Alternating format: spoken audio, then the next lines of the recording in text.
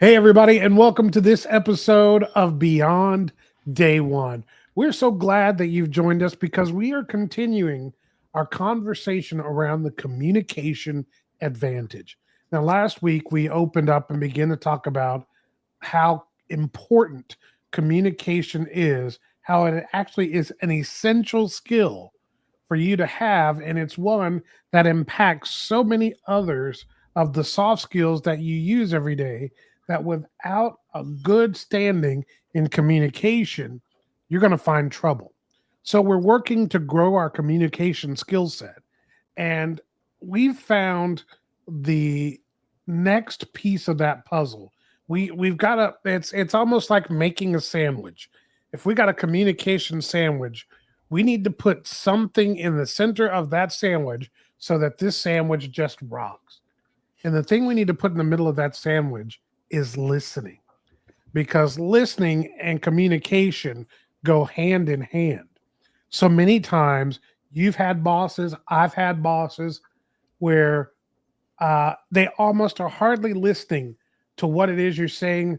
They're just trying to hurry up and get through to the next part so they can go and do the thing that they really want to do. They'll give you the yeah, uh-huh.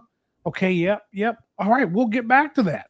And then they go on and do their own thing and they didn't hear a word that you said.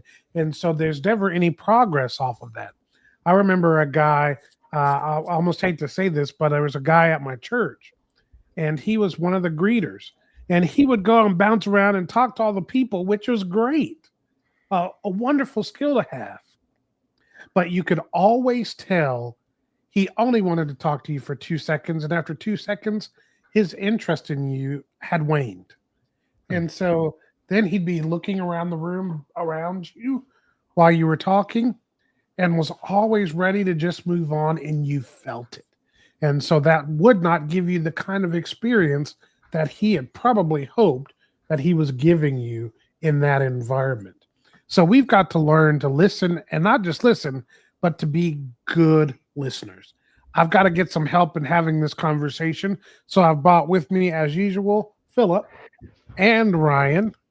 And somewhere in the deep, dark corners of the back room, there's an intern, and his name is John. He is the Gen Z of the group, and he Yes. may sneak his head in and share something with us that will help us all to grow. Gentlemen, here we are talking about the middle of the sandwich, the important part of communication, which is listening. Listening.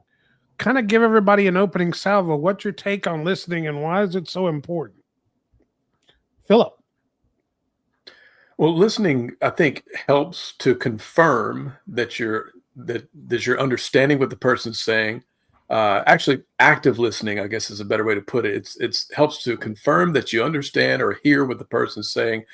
And if you don't even do that sometimes difficult part of listening, you really don't know how to respond properly. You won't have the right response. You won't Right. have the right uh, information you need to even know how to form a good communication back to them.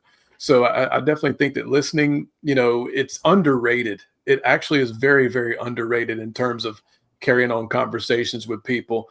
And most of the time, and I know David, I don't know a human being that hasn't dealt with this before, but it's like sometimes you'll catch yourself thinking how you're going to respond before the person is even finished saying what they got to say. Right.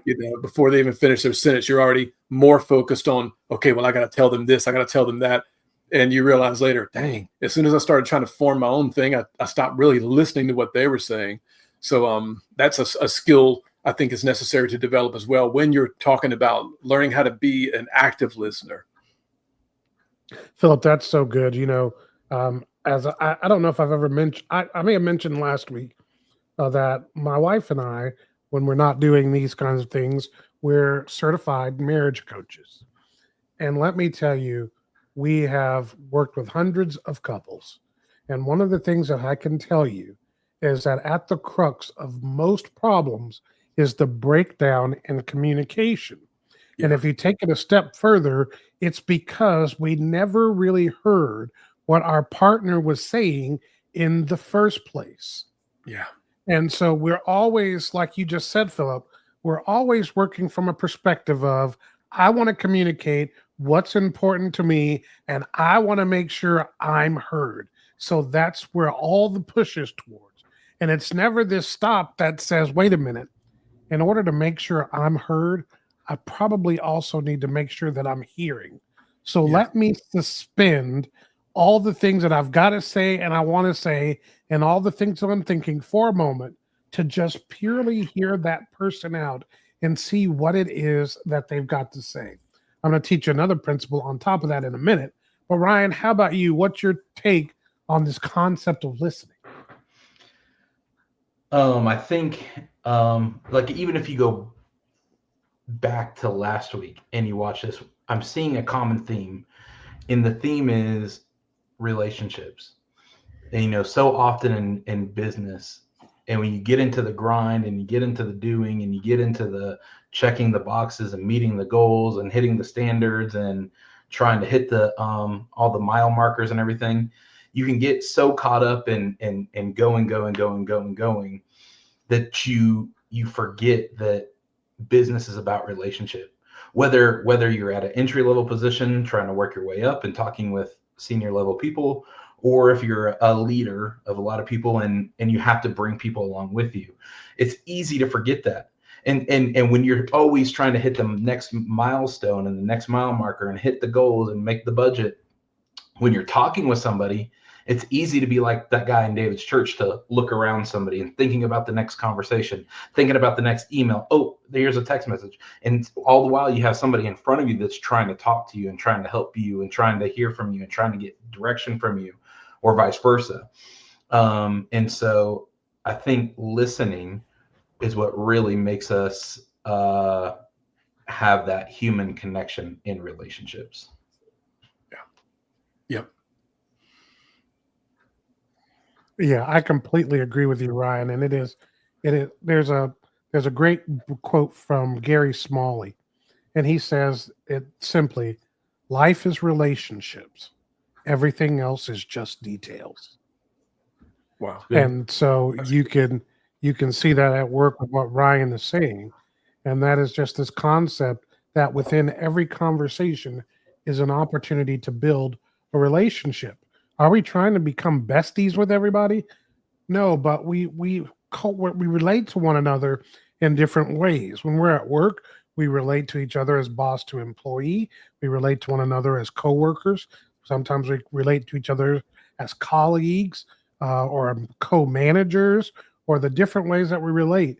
And then it expounds in different ways depending on where you are. And so every relationship requires great communication, and great communication requires good listening. One of the Yeah. things that we teach when we're working with couples is this concept of love talk, and it stands for listen, understand, and validate. And so, what it means is, as I said, we talked about suspending what we're trying to say in order to hear what someone else is saying to us. That's listening. Then, in order to communicate that we understand what we heard, then we've got to practice this principle. Some people call it parroting, Mm-hmm. where Philip might say to me, I'm feeling a little down in the dumps today because I feel like we keep working on the same project over and over again, yet nobody else is stepping in to do their part. And so, for me to be listening to Philip, I would maybe say back to Philip, Philip, I think I hear your frustration.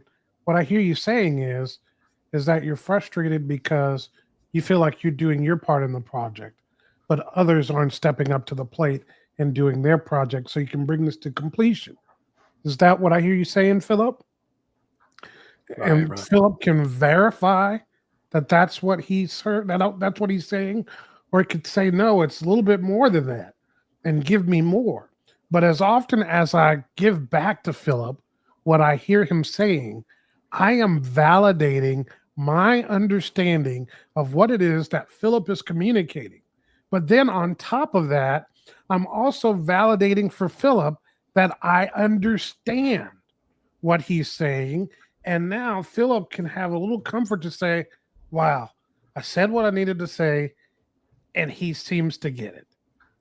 And then the last thing I need to do is that step of validation or empathy that says, you know what, Philip, I hear exactly what you're saying, and I understand why this would be frustrating to you. Let's Yeah. talk about some possible solutions to help fix the problem. So we've Right. gone through a process where we've actually communicated, but we've used listening as the skill to walk us through the process. So every step of communication has an assigned purpose in our relationship. You guys, what are some tips that you would give to the team to help them to be better active listeners? I would definitely say and you've already stated it, David, but one of the most powerful ways is to restate what a person has said to you. That way it's a confirmation that you've heard them. It's a confirmation to them that you're engaged in the conversation. And like you said, it's a great example, of just, if a person's dealing with something frustrating at work, you can come back behind it and say, man, I understand why that would be frustrating. I mean, I can't imagine working on a project like that and feeling like you're on the hamster wheel or whatever the case is. Not necessarily having to repeat verbatim what they say, but, give your spin on it or your understanding of it and put it in the words that make sense to you, that show that you confirm that you've heard what they said. Very powerful tool, because, and there's people that say this stuff all the time now, like, I feel seen or I feel heard. You hear that quite a bit now. That honestly, it may be a little on the cheesy side sometimes, but it does make good sense when you're talking about, confirming that you've communicated with somebody well. If they feel seen and feel heard, you've done a good job. Yeah, that's great, Philip. And one of the things that Gen Z talks about over and over again when it talks about their workplace frustrations and the things that they need, this concept of being heard is at the top of the list, and the desire to feel like what they're saying and what they feel matters. And I can just tell you a little secret from a relationship perspective. Your spouse wants the same thing. We Yeah. all do. We all want to feel like we're being heard, and that what we say and what we think and what we feel matters to you, especially if you're our spouse, our boss, or someone important. Ryan, what's your last word? My last word is you have to, in order for somebody to feel like you're listening to them, listening is not just enough. You have to have action. And what I mean by that is, like, maybe somebody on your team, you're a leader, is coming to you, and they're coming to you with an idea you just already know is not going to work. It's not going to fit into the bigger picture. They're missing a puzzle piece. And so naturally, if the ball is moving so fast, you are immediately dismissive of them. But let me just encourage you to not do that. To listen in, hear them, and then maybe show them why something may not work. Simply nodding along is just not enough. You have to have some action with it. People want to see action with what they're asking, what they're telling you. They don't want listening is just not enough. You have to have some follow through. Yeah. And you all know that, and just even think about your own situations and circumstances. The frustration you felt when you may have felt heard, but then no action was taken off of what was heard. Even if that action is, you know what, I hear that, I hear the idea, I may need to ponder on that, but right now I don't see a way that we can implement it. It doesn't mean I'm going to forget it, but it does mean that I'm going to consider it for a little while, and maybe we'll come back to that. Give them something to hold on to so that they'll know that they were heard and can feel the comfort of having had a response that's meaningful. Man, we are so glad you guys joined us for this episode. Don't forget to check out our article on listening. It's a great one. You can get it at the link below. Until next time, I'm David. That's Ryan, Philip, and John in the background somewhere. We'll see you next time.